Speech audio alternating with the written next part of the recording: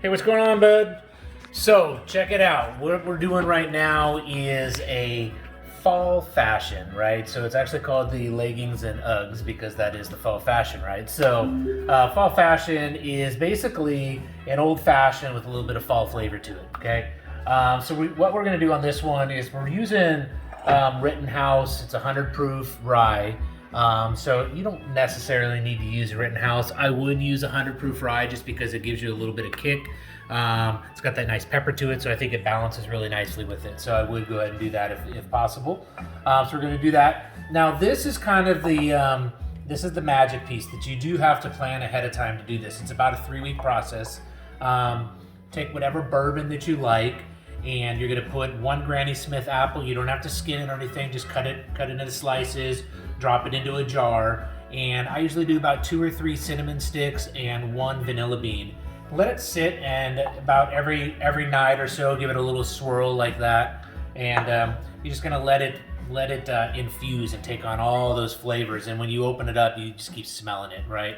If you want it more appley or more cinnamon or whatever, as you're going, it's okay to kind of strain it out and pull out the apples and leave the cinnamon and vanilla in, or vice versa. So you want to just kind of tailor it to the flavors that you like. All right. So in this case, we're just gonna use this one here, which has a good amount of apple in it, a little bit of cinnamon, a little bit of vanilla is still excellent. So that's what we're doing. All right, so here we go. So we're doing it old-fashioned style. And we're gonna go 1 sugar cube. And it just dawned on me, I hope I have enough memory right now on that phone and it doesn't die.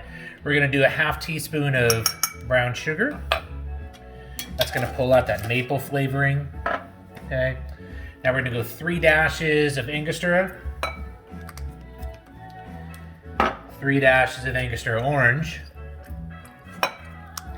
And then because this fall fashion, we don't actually use a cherry, but we're gonna use it for the garnish, because you do get flavor and smell out of that cherry, but we're not using it in the garnish, so we're gonna use a barrel-aged cherry bitter, spiced cherry bitter. Woodford. 2.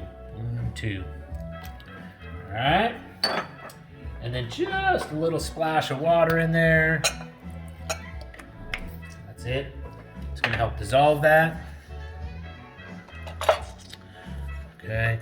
And I'll give it a little spin first, just kind of get that soaked, and then we'll be ready to press it down. There we go. Just going to squish it all in there. All those flavors coming out. Okay, this gets a full 2 ounces of our rye.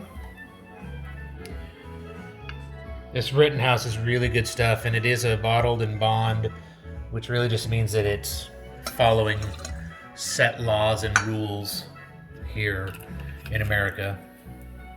All right, and then we're only gonna do a 1/2 ounce of this special bourbon.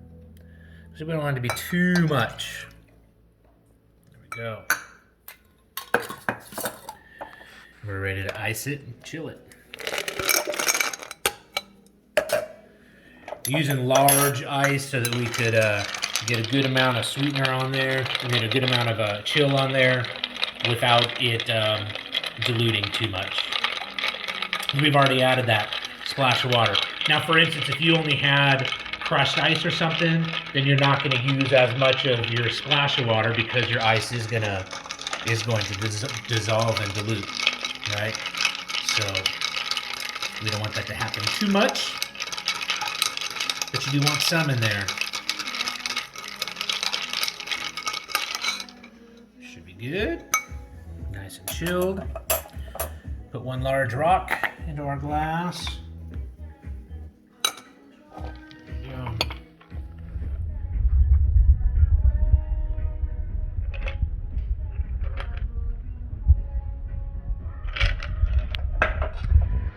Still gonna do just a little bit of an orange rind. I might have made a couple already today, but don't judge. Get the oils to come out on there. We're just gonna twist. You wanna see that glisten, that shine right on there. That's the oils. Get around there, kind of spank your glass back and forth. Show it who's mama. All right, and then our cinnamon stick in there, and that's it right there. That's the legging and the Uggs. Right on. Cheers, my friends. Enjoy.